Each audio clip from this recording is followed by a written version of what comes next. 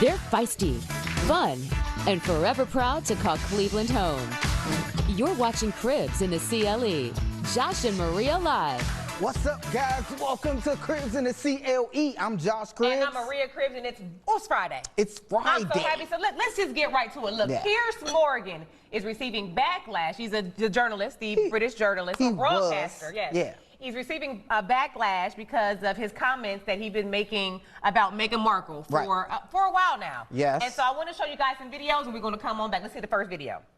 So I think that we need to all take a step back. And I understand that you don't like Meghan Markle. You've made it so clear a number of times on this programme, a number of times. And I understand that you've got a personal relationship with Meghan Markle, or had one, and she cut you off. She's entitled to cut you off if she wants to. Has she said anything about you since she cut you off? I don't think she has, but yet you continue to trash her. OK, I'm done with this. No, no, no. Sorry, no. Sorry. Do you know what? That's pathetic. You can trash me, maybe, not mine. No. See you later. I'm being... Sorry, can't do This is this. absolutely diabolical behaviour. I'm sorry, but Piers spouts off on a regular basis, and we all have to sit there and listen. 6:30 to 7 o'clock yesterday was incredibly hard. All right, so that was his co-worker. Let him know a piece of his mind. Yes. Piers Morgan, which I'm shocked because he usually is good at dishing it. He couldn't take it. Now, that show is called Good Morning Britain, which is comparable to our Good Morning America, I would say. Correct. And so he stormed off and he quit. But before that, Dr. Shula gave him the business, too. Check this clip out.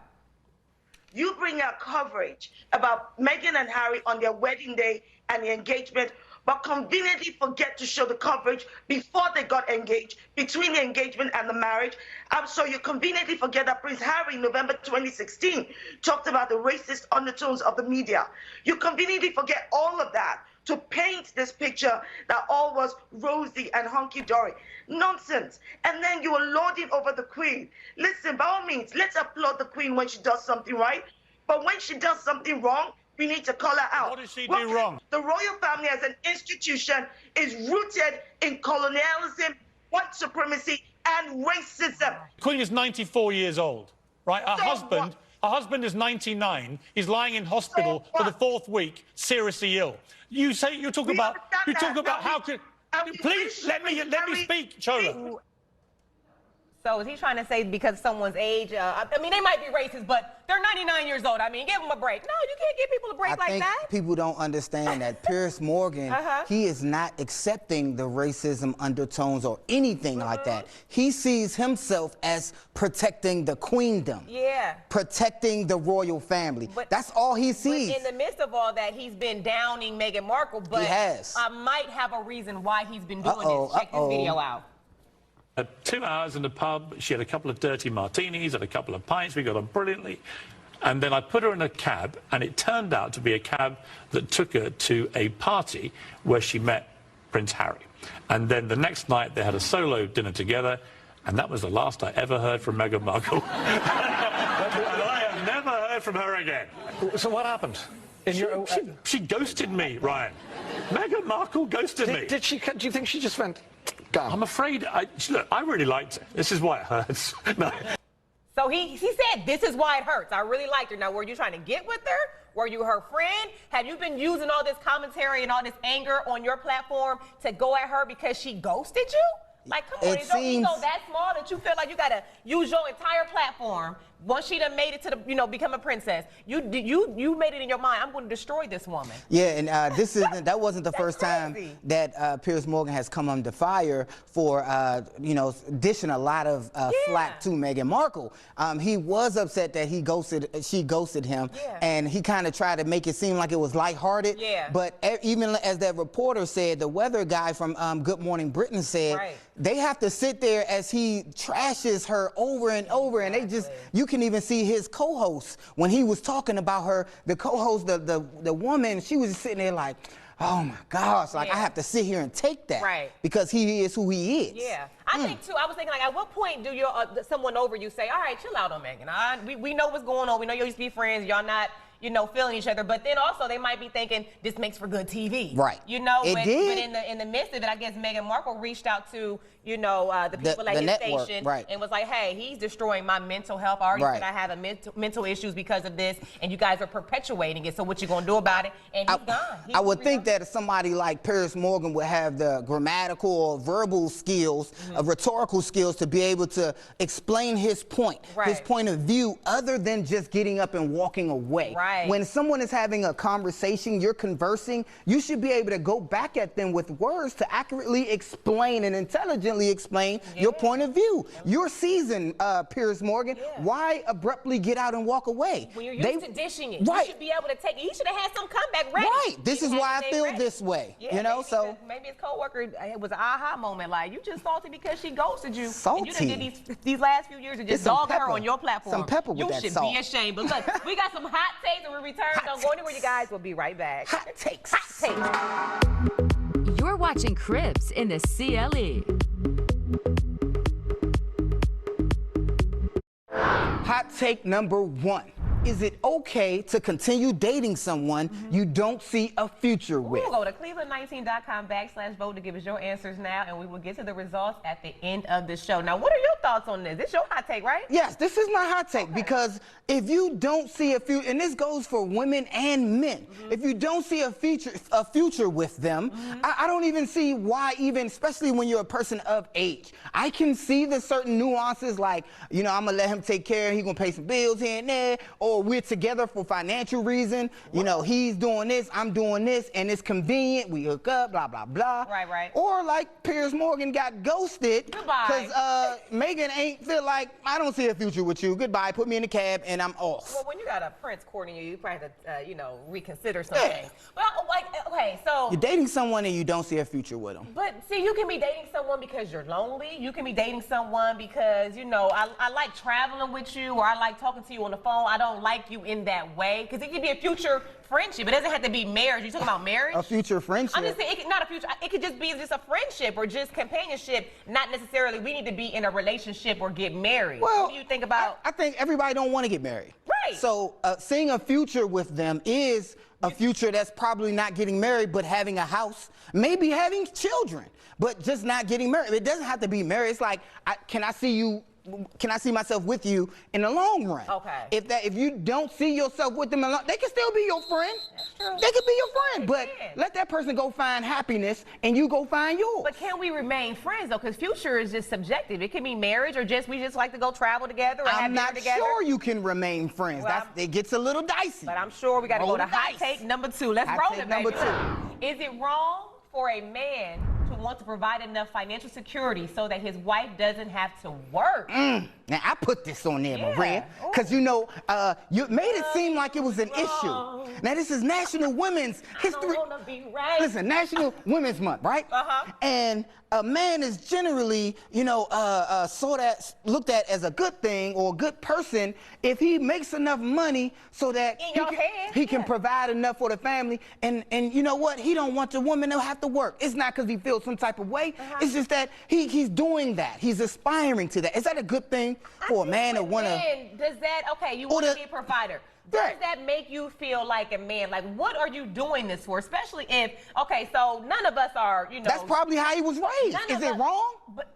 Is that wrong? Because it's like if you're doing it because I'm a man, I want to make sure that I look like I'm doing all the men. It ain't look like it. But he is. Okay, let me just say something real quick. Let me just say something, But Josh. he is. Let me just say something real quick. Okay, go ahead. Okay, so none of us are Jeff Bezos rich, right? So what I'm saying, if you're not bringing in Jeff Bezos type of money, I mean, I know families who could always use more money. So, okay, the husband might be bringing in X amount of dollars. If I can go out and get a little couple dollars, I can bring in Y amount of dollars, add them together, and then we got a little pot that we can work with. Maybe have more vacations. I understand. Upgrade my diamond ring, get some new furniture, go where I want to go. Ain't got to worry about no man saying, oh, well, I provided all this. You got to do what I say, because most men want to provide so that they can control you. Ooh, now that's a different thing.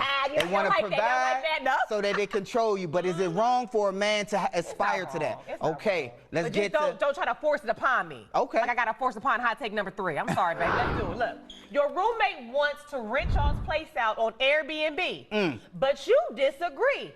how's it going to go down? What you going to do? Oh, man, you going to rent the place out?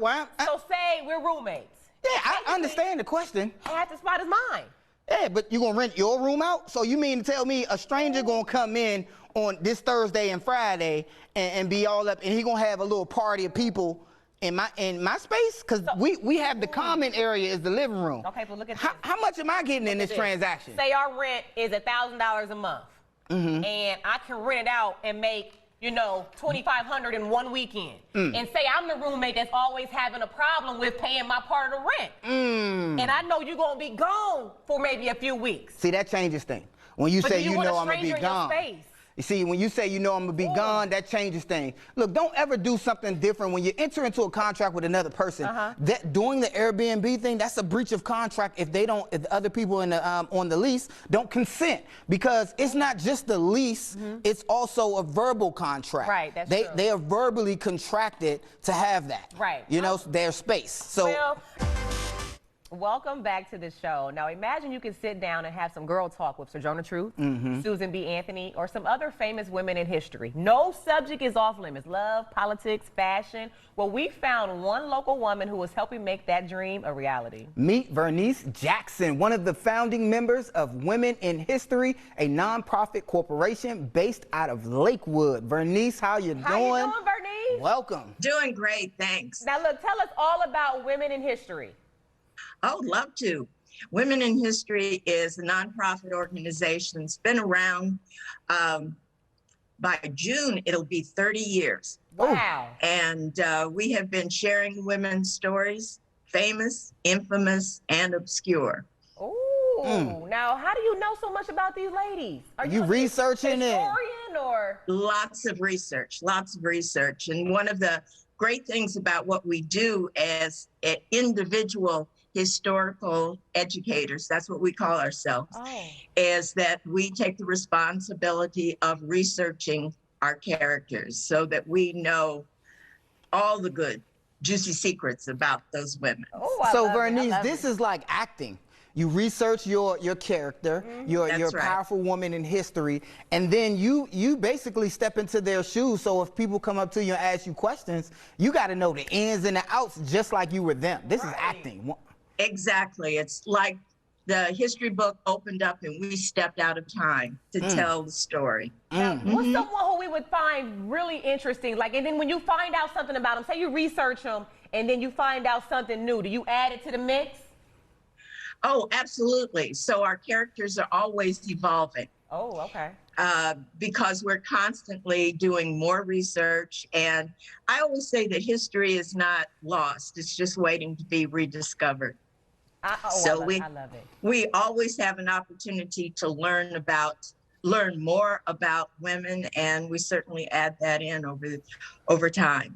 Now, Vernice, I know you play several characters, but do you have a favorite character? Or I hate saying character. You know, do you have a favorite woman in history that you play that you like, oh man, I can't wait to step back in her shoes? Right.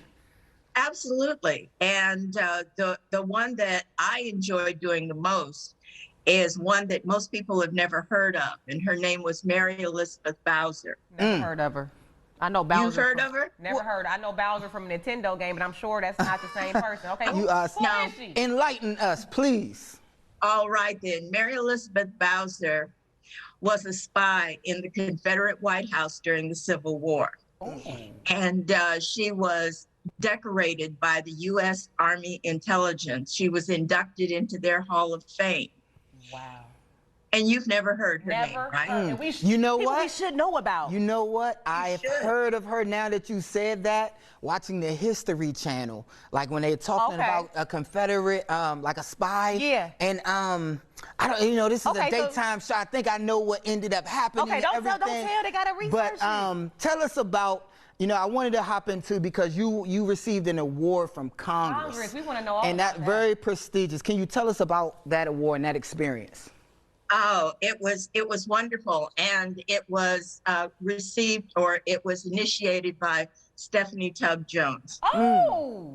And she had us present our characterizations in a number of events Oh, wow. And really recognized the work that we were doing. You see, when we first started in 1991, there really wasn't a lot of information about many of the women that we portray. Like, for instance, with Mary Elizabeth Bowser. Right. And so what we were doing were we were bringing to life the real stories of these women, and not just one-liners that got them in the history book. Right. So we wanted our audiences to walk away feeling like they met that woman. Oh, I love it. Mrs. Jackson, I love this so much now. I love history myself. Is it hard, because a lot of books come out of publication, is it hard to find the books, or do you hang out in the used bookstore searching for material? Where do you get your material from? Oh, many places. Okay. It's not just out of books. Over the years, we have had the opportunity to connect with relatives of some of these women. First-hand and experience. have gotten the family stories about these women, and that's been exciting. That's what makes it I can real. imagine, Bernice, when you hear some of these family stories, and then you can find out, like, yeah, when she was growing up, she used to play outside with all the fellas and wanted to be rough. So then you add that into, you're like, oh, okay, all right, and then I can imagine you incorporating that into, the character, when people come to meet this person. Yeah, absolutely. Like, for instance, with Mary Elizabeth Bowser, she was born a slave in Richmond, Virginia, and she was the property of a prominent Richmond businessman. When he died, his wife and his daughter were staunch abolitionists, and they decided to free all of their slaves. I know that's right. And Mary Elizabeth was a very bright child, and her former mistress decided that she should be educated. Oh, wow. And so she sent her off to the Quaker School for Negro Girls. And she was educated. Wow. So that was a skill that certainly came in handy when she posed as a servant in the Confederate White House. All right, now, Mr. Bernice, where can our viewers find out more? Women in History, Ohio.com, that's a website? That's our website. We're also on Facebook. Okay. And we have our programs posted on our website. On your website. Right now, because of COVID, our programs are virtual. Right. But we're certainly hoping for still ways to connect. There's still ways to connect. I love it. This is so fascinating. That's awesome. Ms. Jackson, thank you for coming onto the show. Come back anytime, all right? Yes, love it. Thank you so much for having me. All right, we'll have more Cribs in the CLE when we return. Don't go anywhere, you guys. We'll be right back. That was so awesome. You're watching Cribs in the CLE. Welcome back to the show. Now, look, it's still Women's History Month. Yes. And today we wanted to give honor to a local 9-year-old girl. What's her name, Josh? Scroll up. Who is truly an inspiration. Today we give praise to KB Girl Designs. Kylie Scott, she was nominated. And she has an online business that she created. A 9-year-old girl created her own online business. Yes, she wanted to remind other girls they are knowledgeable, beautiful, and loved during these times when mental illness is on the rise. That's right, and the best part is a portion of each sale goes to Say Yes Cleveland, a nonprofit that helps students get the support and resources they need in school. Congratulations, KB Girls Design. Girl Designs. And best of luck with your business. She's on Etsy.com. I love Etsy. Yes, remember you can nominate a woman or girl in your life. Just go to cribsinthecle.com and send us a picture with the description. Yes, you know what to do. Look, y'all have a good weekend. We love y'all so much for watching. We'll see you Monday on Cribs in the CLE. You're watching Cribs in the CLE.